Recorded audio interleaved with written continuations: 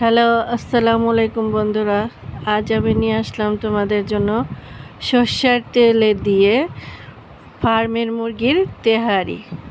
সেজন্য আমি প্রথমে মশলাগুলোকে ভালো মতো কষিয়ে নিব। মশলাগুলো ভালো মতো কষানো হয়ে গেলে তার মধ্যে আমি আলু মুরগি দিয়ে কষাবো।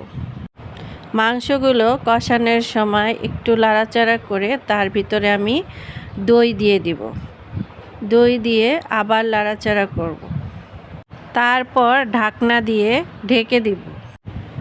মাংসগুলোর মধ্যে আমি পরিমাণ মতো পানি দিয়ে দিয়েছিলাম। এখন মাংসটা বলক এসে গেছে এবং হাফ সিদ্ধ হয়ে গেছে।